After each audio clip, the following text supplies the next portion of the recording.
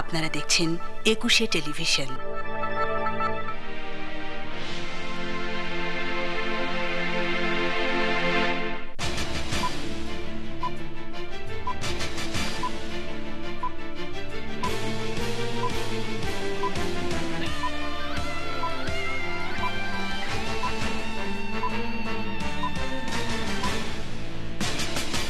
শেখ হাসিনার অধীনে নির্বাচন হতে দেয়া হবে না, দলীয় অবস্থানে অনড় বিএনপি, বললেন খালেদা জিয়া। জাতিসংঘের সাধারণ পরিষদের অধিবেশনে যোগ দেবেন প্রধানমন্ত্রী, নিশ্চিত করেছে প্রেস শাখা। ধর্ষকদের অন্যতম বাইন্যা বাহিনীর প্রধানকে নিয়ে ভোলার চর আনন্দে ডিসি এসপির আনন্দ ভ্রমণ।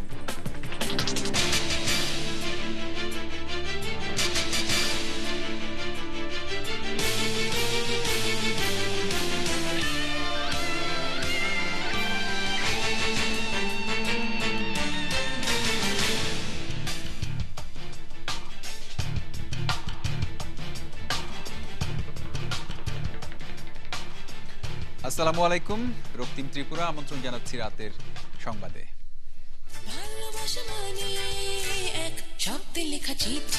এশিয়া ডুপ্লেক্স টাউন, আভিজাত্যের নতুন ঠিকানা। শেখ হাসিনার অধীনে নির্বাচন হতে দেয়া হবে না উল্লেখ করে দলের অনড় অবস্থানের কথা আবারও জানিয়েছেন বিএনপি চেয়ারপারসন বেগম খালেদা জিয়া। মঙ্গলবার জাতীয়তাবাদী মহিলা দলের প্রতিষ্ঠা বার্ষিকীর অনুষ্ঠানে তিনি বলেন, দেশে একদলীয় নির্বাচন করতে দেয়া হবে না। সে সময় নির্দলীয় সরকারের দাবিতে চলমান আন্দোলনকে সবাইকে এক হয়ে অংশ নেওয়ার আহ্বান জানান বিরোধী দলীয় নেতা। আহমদ অনিকের রিপোর্ট। মঙ্গলবার রাতে চেয়ারপারসনের গুলশান কার্যালয়ে মহিলা দলের ৩৫তম প্রতিষ্ঠাবার্ষিকী উপলক্ষে কেক কাটেন বিএনপি চেয়ারপারসন বেগম খালেদা জিয়া। সে সময় তিনি বলেন, শেখ হাসিনার অধীনে কোনো নির্বাচন হতে দেওয়া হবে না। এই দেশে একদলীয় শাসন বাংলাদেশের মানুষ চায় না, বাংলাদেশের মানুষ গ্রহণ করবে না। এই দেশে বহুদলীয় গণতন্ত্র আমরা এনেছি, বহুদলীয় গণতন্ত্র আমরা রাখবো ইনশাআল্লাহ। তাই বহুদলীয় গণতন্ত্রের সাথে একদলীয় নির্বাচন এই দেশে হবে না। এই দেশে একদলীয় নির্বাচন আওয়ামী লীগ করতে পারবে না, এবং আওয়ামী লীগকে রেখে, হাসিনাকে রেখে এই দেশে কোনো নির্বাচন হবে না। নিরপেক্ষ সরকারের অধীনে নির্বাচন হবে। বেগম জিয়া প্রধানমন্ত্রীর সমালোচনা করে বলেন, আওয়ামী লীগ ক্ষমতায় আসলে দেশের উন্নয়নের ধারা ব্যাহত হয়, মানুষ অত্যাচারিত হয়। এই আওয়ামী লীগ সরকার যেমন অত্যাচারী, তেমনি দুর্নীতিবাজ, তেমনি মিথ্যাচার। তাদের ৩ গুণ নিয়ে তারা কাজ করে এগিয়ে চলেছে। তারা বলে আওয়ামী লীগ আসলে নাকি দেশের মানুষ কিছু পায়। আমি বলতে চাই যে আওয়ামী লীগ আসলে দেশের মানুষ অত্যাচারিত হয়, খুন হয়, গুম হয়, নির্যাতন হয়, দ্রব্যমূল্যের দাম বাড়ে, মানুষ না খেয়ে থাকে। এই সরকারের হাত থেকে দেশকে মুক্ত করে গণতন্ত্রের ধারা অব্যাহত রাখতে দলমত নির্বিশেষে সবাইকে একসঙ্গে আন্দোলনে সামিল হওয়ার আহ্বান জানান তিনি। সকলকে নিয়ে আমরা একসঙ্গে মিলে এই দেশটাকে আমরা সামনের দিকে এগিয়ে নিয়ে যাব। আহমদ অনিক, একুশে টেলিভিশন, ঢাকা। জাতিসংঘের সাধারণ পরিষদের ৬৮তম অধিবেশনে যোগ দেবেন প্রধানমন্ত্রী শেখ হাসিনা। মঙ্গলবার রাতে প্রধানমন্ত্রীর প্রেস শাখা থেকে তার নিউ ইয়র্ক যাওয়ার বিষয়টি নিশ্চিত করা হয়। এর আগে সোমবার রাতে সংসদ ও দলীয় কাজে ব্যস্ততার জন্য প্রধানমন্ত্রীর অধিবেশনে যোগ না দেওয়ার সিদ্ধান্ত জানানো হয়। তবে সফর বাতিলের সিদ্ধান্তটি ২৪ ঘন্টার মধ্যে পরিবর্তন করে জানানো হলো নিউ ইয়র্ক যাচ্ছেন প্রধানমন্ত্রী। ১৭ সেপ্টেম্বর জাতিসংঘ সাধারণ পরিষদের অধিবেশন বসছে নিউ ইয়র্কে। ২৪ সেপ্টেম্বর থেকে ২রা অক্টোবর পর্যন্ত সাধারণ আলোচনা অনুষ্ঠিত হবে। তত্ত্বাবধায়ক বা অন্তর্বর্তী যে নামেই হোক, বিএনপি নির্দলীয় সরকার চায় বলে জানিয়েছেন দলটির স্থায়ী কমিটির সদস্য এম কে আনোয়ার। মঙ্গলবার বিএনপির গুলশান কার্যালয়ে ৮ সদস্যের ইউরোপীয় ইউনিয়নের প্রতিনিধি দলের সঙ্গে বৈঠক শেষে সাংবাদিকদের এ কথা জানান তিনি। সে সময় তিনি প্রধানমন্ত্রীর সংসদে এসে আলোচনার প্রস্তাব নাকচ করে দিয়ে বলেন, সংসদে আলোচনা নয়, সেখানে বিতর্ক হতে পারে। নির্দলীয় সরকার বিষয়ে অধিবেশনের বাইরে আলোচনার পর পাশের জন্য অধিবেশনে উঠতে পারে বলে মন্তব্য করেন তিনি। আর ইউরোপীয় ইউনিয়নের প্রতিনিধি দলের প্রধান উইলিয়াম হান্না বলেন, ২ দলের আলোচনায় সব দলের অংশগ্রহণে বিশ্বাসযোগ্য নির্বাচন হবে।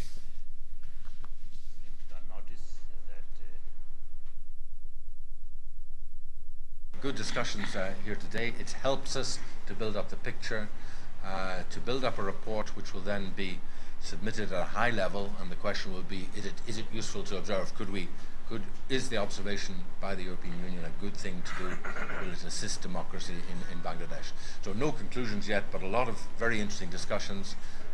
All our discussions, I think, we found are very positive and are helping us to build up this picture. আমাদের অবস্থান হচ্ছে যে আমরা একটা নির্দলীয় সরকার চাই, নির্দলীয় নিরপেক্ষ সরকার চাই, এবং এই নির্দলীয় নিরপেক্ষ সরকারের রূপরেখা কি হবে, তাদের অ্যাডভাইজারদের কিভাবে সিলেক্ট করা হবে, তারা কতদিনের তার মেয়াদ হবে, কতদিন মেয়াদ ইলেকশন না করতে পারলে কি হবে ইত্যাদি সমস্ত কিছু আমরা আলোচনার মাধ্যমে সমাধান করতে চাই, আলোচনা করতে চাই। আমরা সেজন্য সরকারকে আমরা আলোচনার জন্য আহ্বান জানাচ্ছি। জনসমর্থন না থাকায় বিএনপি তত্ত্বাবধায়কের দাবি থেকে সরে এসেছে দাবি করে আওয়ামী লীগ নেতারা বলেছেন, তাদের কোনো রূপরেখা থাকলে তা তারা সংসদে উত্থাপন করতে পারে। মঙ্গলবার 14 দলের বৈঠক শেষে তারা এসব কথা বলেন। তারা অভিযোগ করেন, দেশের মানুষের প্রতি আস্থা না রেখে বিদেশিদের উপর নির্ভর করছে বিরোধী দল। মাইনুল ইসলামের রিপোর্ট। মঙ্গলবার ধানমন্ডির সভানেত্রীর কার্যালয়ে বৈঠক করে 14 দল। বৈঠক শেষে সভাপতি মণ্ডলীর সদস্য মোহাম্মদ নাসিম বিএনপির রূপরেখা নিয়ে সাংবাদিকদের প্রশ্নের জবাবে বলেন, তারা যে কোনো প্রস্তাব সংসদে উত্থাপন করতে পারে। আমরা মনে করি, এখনো বলি, তারা কোনো আন্দোলন করতে পারেনি, আন্দোলন করতে তারা ব্যর্থ হয়েছে। পার্লামেন্টে উত্থাপন করে যদি বলতে পারে তন্তকালীন সরকারের রূপরেখা এটা হওয়া উচিত, স্বাধীন নির্বাচন কমিশন এভাবে হওয়া উচিত, বলুক তারা, এতে আপত্তি করার কিছু নাই। তিনি বলেন, সংবিধান অনুযায়ী নির্বাচনে অংশগ্রহণের ঐক্যমতের পাশাপাশি জোটকে সম্প্রসারণ করতে কাজ শুরু করেছে 14 দল। আমরা বারবার বলেছি, আজকেও আমরা আলোচনা করে সিদ্ধান্ত নিয়েছি, আবার ঐক্যমত পোষণ করেছি। সংবিধান অনুযায়ী যথাসময় জাতীয় নির্বাচনের জন্য আমরা একসঙ্গে কাজ করে যাব। মাননীয় প্রধানমন্ত্রীর উপস্থিতিতে একদিন আমরা আলোচনা হয়েছে যে আমরা মুক্তিযুদ্ধের পক্ষের এই জোটকে সম্প্রসারণ করার জন্য আমরা কাজ করে যাব। দপ্তরবিহীন মন্ত্রী সুরঞ্জিত সেনগুপ্ত বলেন, বিএনপি তত্ত্বাবধায়কের দাবি থেকে সরে এসেছে। সবশেষে কালকে বোঝা গেল তারা তত্ত্বাবধায়ক সরকারের দাবি থেকে সরে এসেছে। তাদের যদি শুভবুদ্ধির উদয় হয়ে থাকে, তারা যদি বিষয়টি অনুধাবন করে থাকেন, তা আমরা তাদেরকে স্বাগত জানাই। এদিকে অপর এক আলোচনায় বন ও পরিবেশ মন্ত্রী হাসান মাহমুদ বলেন, অন্তর্বর্তীকালীন সরকার নিয়ে আলোচনায় বসতে বিএনপিকে জাতীয় সংসদে এসে কথা বলতে হবে। বাংলাদেশের সমস্যা বাংলাদেশের মানুষ সমাধান করবে। মাইনুল ইসলাম, 21 টেলিভিশন, ঢাকা। সুষ্ঠু ও নিরপেক্ষ নির্বাচনের জন্য সংলাপের প্রয়োজন রয়েছে বলে মনে করেন মার্কিন রাষ্ট্রদূত ড্যান ডব্লিউ মজেনা। মঙ্গলবার বিকেলে ব্রাহ্মণবাড়িয়ার আখাউড়া স্থলবন্দর পরিদর্শন শেষে সাংবাদিকদের প্রশ্নের জবাবে একথা বলেন তিনি। এ ব্যাপারে আওয়ামী লীগ ও বিএনপি নেতাদের সঙ্গে তার কথা হয়েছে বলে জানান। মজেনা আরও বলেন, 21শ শতাব্দীতে এই অঞ্চল দক্ষিণ ও মধ্য এশিয়ার বাণিজ্যের একটি গুরুত্বপূর্ণ জায়গায় পরিণত হবে। এর আগে তিনি বাংলাদেশ ভারত নোম্যান্স ল্যান্ড এলাকা ঘুরে দেখেন।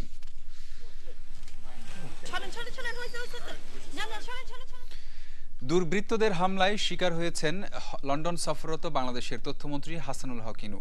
বাংলাদেশের বেসরকারি একটি টেলিভিশন চ্যানেলের ইউকে কার্যালয়ে তার উপর হামলা করে 2 অজ্ঞাত যুবক। তবে তথ্যমন্ত্রী সম্পূর্ণ সুস্থ আছেন বলে জানিয়েছেন যুক্তরাজ্যে বাংলাদেশ হাই কমিশনের প্রেস মিনিস্টার রাশেদ চৌধুরী। যুক্তরাজ্য সরকারকে বিষয়টি অবহিত করা হবে বলেও জানান তিনি। বিস্তারিত বাঁধন অধিকারী রিপোর্টে। সোমবার রাতে টকশোতে অংশ নিতে পূর্ব লন্ডনে অবস্থিত বাংলাদেশের এক বেসরকারি টেলিভিশন চ্যানেলের স্টুডিওতে যান তথ্যমন্ত্রী। অনুষ্ঠান শুরুর আগ মুহূর্তে তিনি অবস্থান করছিলেন রিসিপশনে।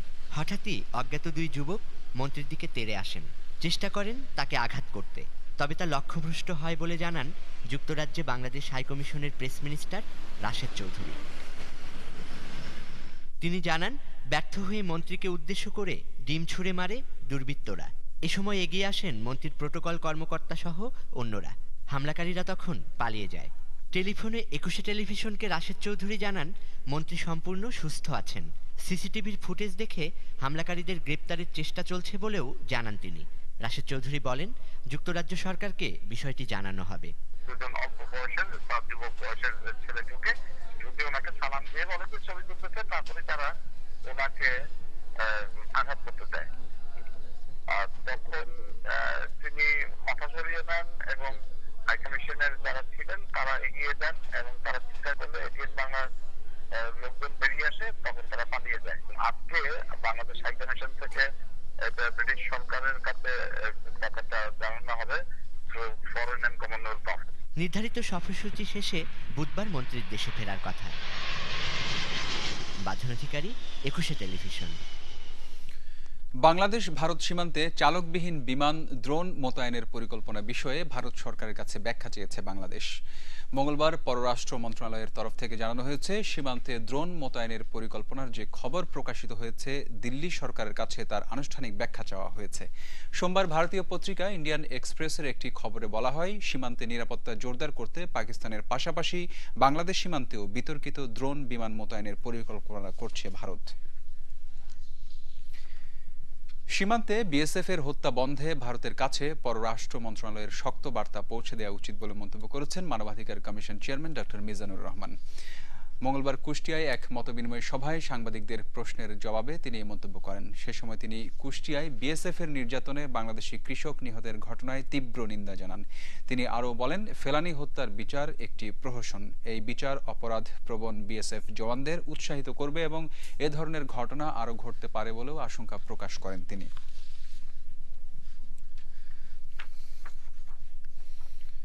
ভোলার চর আনন্দে গত 2 বছরে ধর্ষণের ঘটনা ঘটেছে 1.5 থেকে 200। এমন অভিযোগ নিয়ে 21 টেলিভিশনে খবর প্রচারের পর প্রশাসনের টনক নড়লেও এর কোনো বিচার হবে না বলে অভিযোগ ভুক্তভোগীদের। কারণ প্রশাসনের পরিদর্শনের সময় অভিযুক্ত একটি বাহিনীর প্রধানকে দেখা গেছে তাদের সঙ্গে। প্রতিনিধি মেজবাউদ্দিন শিপুকে নিয়ে রিপোর্ট করছেন মঞ্জুরুল আলম পান্না। ভাই, তুই আমার ইজ্জত নে, তুই আমার সব নে ভাই, তুই আমার ইজ্জত নিস না, কইছে তোর ইজ্জত নিম। ওর আমার ইজ্জত নিছে, আমার মালও নিছে। কি ঘরে যুবক মেয়ে না মা না বোন ওরা কিচ্ছু চাই না যে স্যার এই বাজে আমার ঘরে অত্যাচার করছে। ঘটনাস্থল ভোলার 2 নম্বর ইলিশা ইউনিয়নের চর আনন্দ। চরটি দখলে রাখতে আধিপত্য বিস্তারকারী 4 বাহিনীর বিরুদ্ধে প্রতিপক্ষ বাহিনীর অনুসারী সাধারণ পরিবারের নারীদের ধর্ষণের অভিযোগ 1.5 থেকে 200। সঙ্গে যথারীতি চলছে হত্যা, হামলা, পাল্টা হামলা, অগ্নিসংযোগ, লুটতরাজ। গেল কয়েক বছর ধরে রোমহর্ষক এই ঘটনা চলতে থাকলেও 21 টেলিভিশনে খবর প্রচারের পর টনক নড়ে প্রশাসনের। ভোলার জেলা প্রশাসক এবং পুলিশ সুপার সহ সংশ্লিষ্টরা যান সরেজমিনে। ধর্ষণ করতে কারে সেটা বলেন, এরকম কেউ আছেন? নারী নির্যাতন যে করছে যেন বাবুলের বউ আমি একজন স্বামী সংসার করি, আমার একটা সিন্দার কাপড়টা টাই নিয়ে গেছে ফরনে খালি ছায়াডার মেডিকেল ছাড়াই। এখানে খারাপ কাজ হইছে। জেলা প্রশাসক জানালেন, ঘটনার সুষ্ঠু তদন্ত শুরু হয়েছে। চরানন্দতে গিয়েছি, আমরা বিভিন্ন ব্যক্তির অভিযোগ শুনেছি, আমরা তাদের বক্তব্য কিছু কিছু রেকর্ড করেছি, ইম্পর্টেন্ট অংশগুলো আমরা তার ভিত্তিতে রিপোর্ট তৈরি করে আমরা আমাদের ঊর্ধ্বতন কর্তৃপক্ষকে পাঠাবো। কিন্তু আধিপত্য বিস্তারকারী 4 বাহিনীর অন্যতম বাইন্যা বাহিনীর প্রধান হাজী সিরাজকে দেখা যায় জেলা প্রশাসক এবং পুলিশ সুপারের সঙ্গে।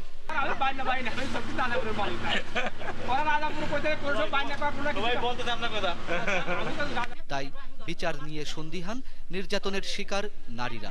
ডিসিএসপি আইছে, ডিসিএসপির সাথে দেই এখন বাইনা সিরাজ করে, এখন জানি না ডিসিএসপির কাছে কইয়া কি বিচার পাই। আমাকে এত অত্যাচার অপমান হয়েছে, আর পর আমরা ডিসিএসপির কাছে কইছি যেন হয়ে পর আইজা দেই ডিসিএসপির লগে আমাকে বাইনা সিরাজে আটটা আছে, আমাকে কি বিচার আমরা পামু ডিসিএসপির কাছে, আমাকে বিচার এই দুনিয়াতে আর পামু না। এদিকে ভুক্তভোগী নারীরা পড়েছেন উভয় সংকটে। বিচার না পেয়ে সাংবাদিক এবং প্রশাসনের কাছে ঘটনার কথা জানতে গিয়ে এখন নতুন করে নির্যাতনের শিকার হচ্ছেন নিজ সংসারে। আমরা 2টা বোন একই ঘরে, দুটা বোনেরই অশান্তি, স্বামীরা অশান্তি দিতেছে, আপনাকে কাছে এই কথা বলানোর যাতে এই দিনে কাউর কাছে বিচার পাই না। মঞ্জুরুল আলম পান্না, 21 টেলিভিশন, ভোলা। বিরতি নিচ্ছি, যখন ফিরছি তখন অন্যান্য খবরের সঙ্গে আরও থাকবে। সাংবাদিক পেটানো সহ 3 মামলায় সরকার দলীয় সাংসদ গোলাম মাওলা রনির অন্তর্বর্তী জামিন। রাসায়নিক অস্ত্র আন্তর্জাতিক নিয়ন্ত্রণে দেবে সিরিয়া, স্বাগত যুক্তরাজ্যের, ব্যাখ্যা চায় যুক্তরাষ্ট্র।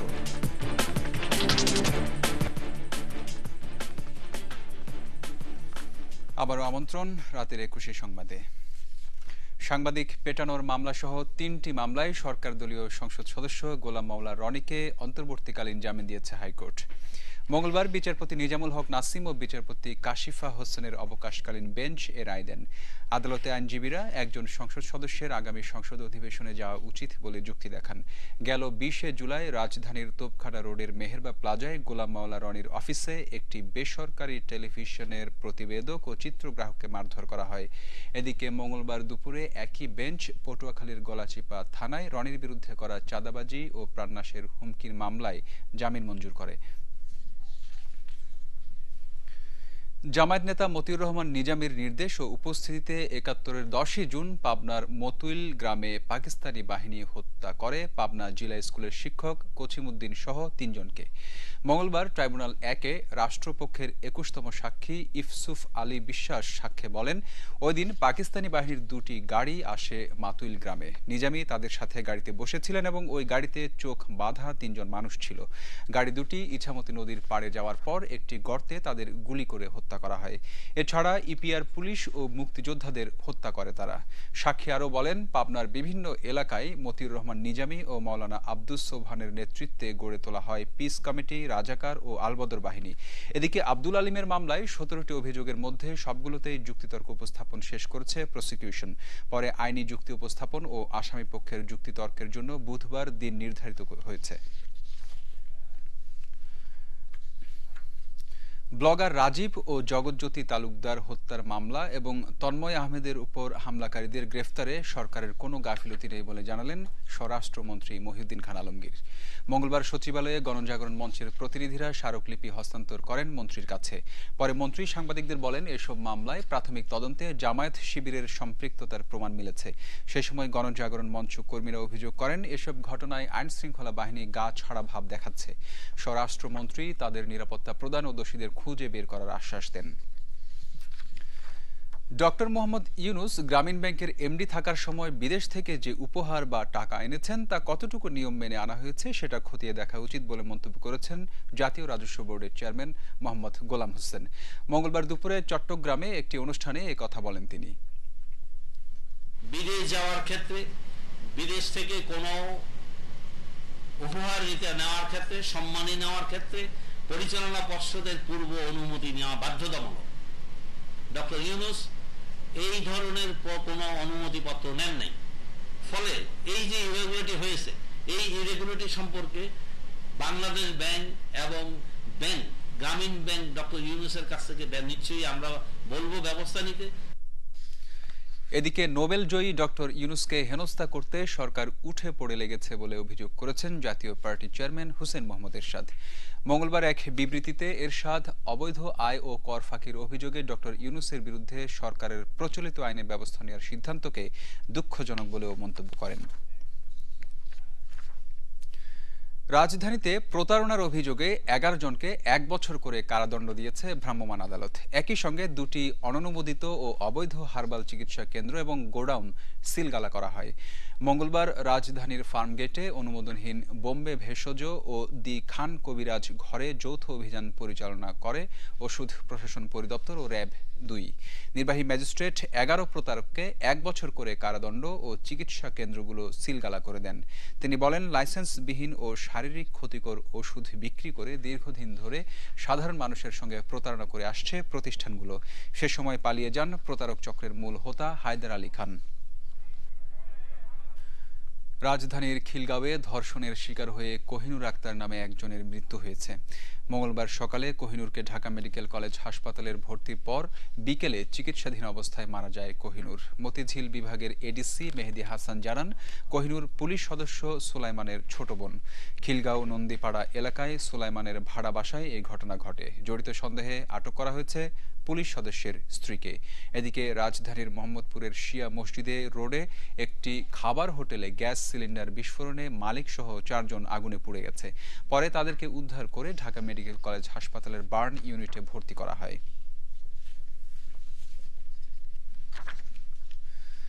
আশুলিয়া থেকে সদরঘাট পর্যন্ত এখনও চালু করা হয়নি ওয়াটার বাস সার্ভিস, অথচ নদীর নাব্যতা রক্ষায় সদরঘাট থেকে আশুলিয়া পর্যন্ত ড্রেজিংয়ের কাজ প্রায় শেষ। এই রুটে দ্রুত ওয়াটার বাস কিংবা যাত্রীবাহী নৌযান চালানোর পরামর্শ নগরবিদদের। অন্যদিকে এ ব্যাপারে শিগগিরই সিদ্ধান্ত নেওয়া হবে বলে জানালেন বিআইডব্লিউটিসির চেয়ারম্যান। জুলহাস কবিরের রিপোর্ট।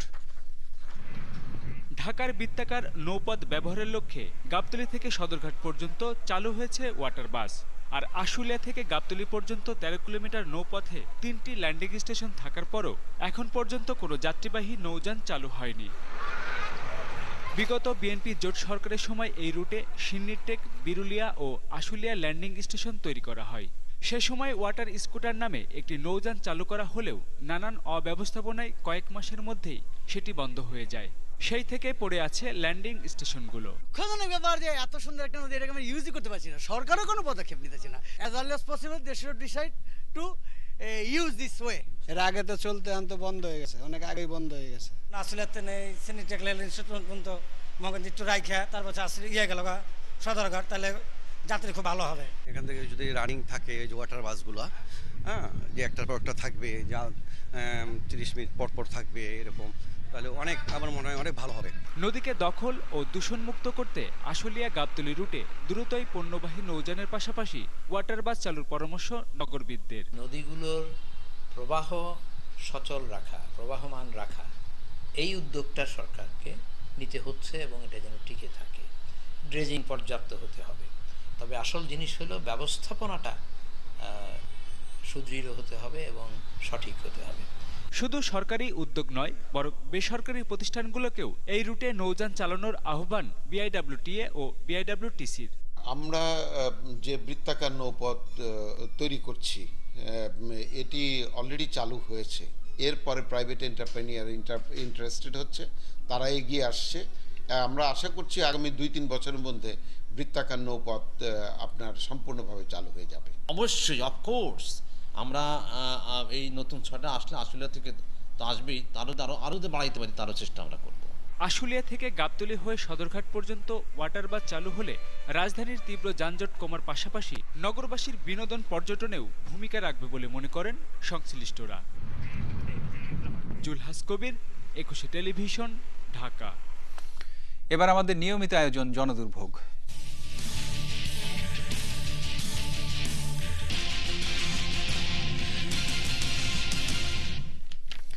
গ্যাসের সংকট আগেও ছিল, কিন্তু এতটা ভোগান্তিতে কখনো পড়েননি মানিকগঞ্জের মানুষ।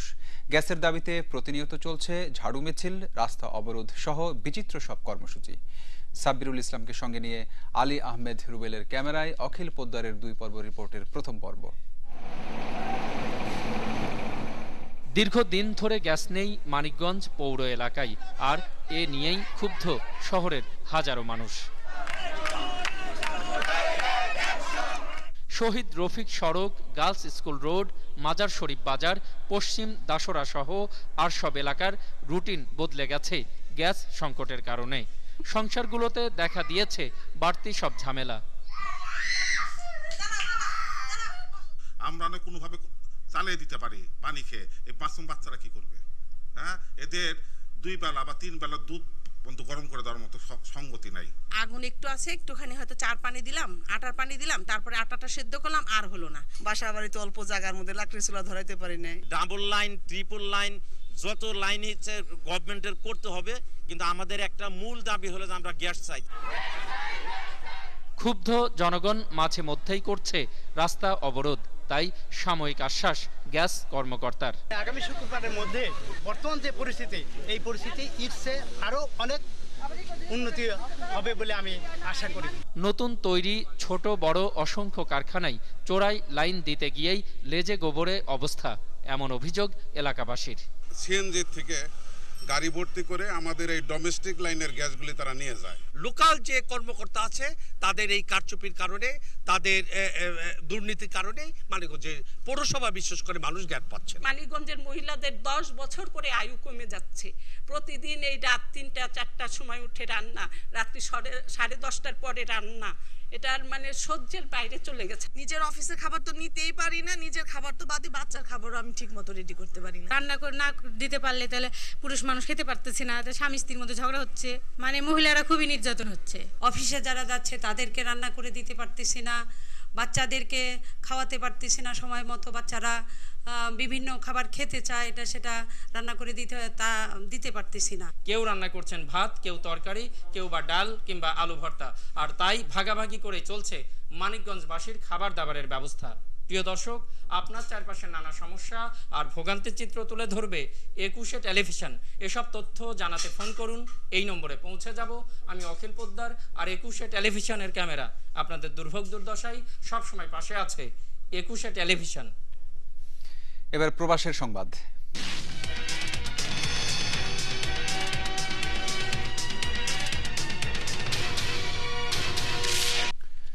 বিএনপি চেয়ারপারসন বেগম খালেদা জিয়ার ষষ্ঠ কারামুক্তি ও জাতীয়তাবাদী মহিলা দলের প্রতিষ্ঠা বার্ষিকী উপলক্ষে নারী উন্নয়নে খালেদা জিয়ার অবদান শীর্ষক আলোচনা সভার আয়োজন করে সৌদি আরবের পূর্বাঞ্চল জাতীয়তাবাদী মহিলা দল। আফরোজা সুলতানা উষার সভাপতিত্বে সদস্য সচিব ইলমিস ফাতেমা চৌধুরীর সঞ্চালনায় প্রধান অতিথি ছিলেন পূর্বাঞ্চল বিএনপির সভাপতি অধ্যাপক আ.ক.ম রফিকুল ইসলাম। বিশেষ অতিথি ছিলেন সাধারণ সম্পাদক ফারুক আহমেদ চান, ড্যাব সভাপতি ডাক্তার মনিরুল ইসলাম। সভায় বক্তব্য রাখেন আবু কাউসার, তাজুল ইসলাম গাজী, নুরুল হক নুরু, রিমা রুবায়েত চৌধুরী, গুলশানারা ও জিনিয়া জারমিন। সভায় আহ্বায়ক কমিটি বিলুপ্ত করে ৩১ সদস্য বিশিষ্ট মহিলা দলের কমিটি গঠন করা হয়।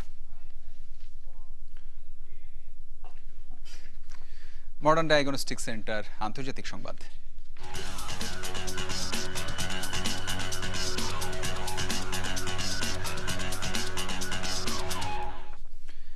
আন্তর্জাতিক সম্প্রদায়ের হাতে রাসায়নিক অস্ত্র তুলে দিতে সম্মত হয়েছে সিরিয়া। সম্ভাব্য মার্কিন হামলা ঠেকাতে রাশিয়ার প্রস্তাবের পর অস্ত্র হস্তান্তরে সম্মত হলো তারা। মঙ্গলবার মস্কোতে সিরিয়ার পররাষ্ট্রমন্ত্রী ওয়ালিদ মুয়াল্লেম জানান, রাশিয়ার প্রস্তাবে সম্মত হয়ে এ ব্যাপারে দ্রুত পদক্ষেপ নেবে তারা। এদিকে প্রতিক্রিয়ায় মার্কিন পররাষ্ট্রমন্ত্রী জন কেরি বলেছেন, পুরো বিষয়ে বিস্তারিত জানতে চায় যুক্তরাষ্ট্র। আর সিরিয়ার এই সিদ্ধান্তকে স্বাগত জানিয়েছে ব্রিটেন। মুজাহিদ হাসানের রিপোর্ট। রাসায়নিক অস্ত্র আন্তর্জাতিক সম্প্রদায়ের কাছে হস্তান্তরে রাশিয়ার দেয়া প্রস্তাবে সম্মত হয়েছে সিরিয়া। মস্কোতে রাশিয়ান পার্লামেন্ট স্পিকারের সঙ্গে আলোচনার সময় একথা জানান সিরিয়ার পররাষ্ট্রমন্ত্রী ওয়ালিদ মুয়াল্লেম। এর আগে সোমবার রাশিয়ার প্রস্তাবকে স্বাগত জানান মুয়াল্লেম, আর মঙ্গলবার সুনির্দিষ্ট করে অস্ত্র জমা দেওয়ার কথা জানান তিনি। এদিকে প্রতিক্রিয়ায় মার্কিন পররাষ্ট্রমন্ত্রী জন কেরি বলেছেন, রাশিয়ার প্রস্তাব সহ পুরো বিষয়ে বিস্তারিত জানতে চায় যুক্তরাষ্ট্র। রাসায়নিক অস্ত্র জমা দেওয়ার বিষয়ে সিরিয়ার সিদ্ধান্তকে স্বাগত জানিয়েছে Britain. would welcome a credible initiative, but we would have to make sure that it really is credible and that the world can really agree on it. তবে রাশিয়ার প্রস্তাবকে বাতিল করে দিয়েছে সরকার বিরোধী সিরিয়ান ন্যাশনাল কাউন্সিল। মুজাহিদ আহসান, 21শে টেলিভিশন। ঢাকা প্রিমিয়ার লিগের খবর। উদ্বোধনী দিনে শুভ সূচনা করেছে প্রাইম ব্যাংক ও গাজী ট্যাঙ্ক। তবে বিকেএসপির 2 নম্বর মাঠে বৃষ্টিতে ভেসে গেছে ভিক্টোরিয়া ও কলাবাগান ক্রিকেট একাডেমির ম্যাচটি বুধবার অনুষ্ঠিত হবে। রাজশাহীতে রাজাপাকসের সেঞ্চুরিতে 9 উইকেটে 334 রান তোলে প্রাইম ব্যাংক। রাজাপাকসে 97 বলে 9-4 ও 6 ছক্কায় 107 রান করে রান আউট হন। এছাড়া জিয়া 89 ও মাহমুদুল্লাহ 54 রান করেন। জবাবে নাফিস ইকবাল 104 বলে 150 রান করে ব্যথা পেয়ে মাঠ ছাড়েন। অন্য ব্যাটসম্যানদের ব্যর্থতায় বড় হার নিয়ে মাঠ ছাড়তে হয় তামিমের দল ব্রাদার্স ইউনিয়নকে। এদিকে বগুড়ায় রুবেলের মারাত্মক বোলিংয়ে খেলাঘরকে 8 উইকেটে হারিয়েছে গাজী ট্যাঙ্ক। প্রথমে ব্যাট করে 133 রান তোলে খেলাঘর। জবাবে আফতাবের অপরাজিত হাফ সেঞ্চুরিতে 2 উইকেটে জয়সূচক 137 রান তোলে গাজী ট্যাঙ্ক। রুবেল 18 রান দিয়ে 6 উইকেট নিয়ে ম্যান অব দ্য ম্যাচ নির্বাচিত হন।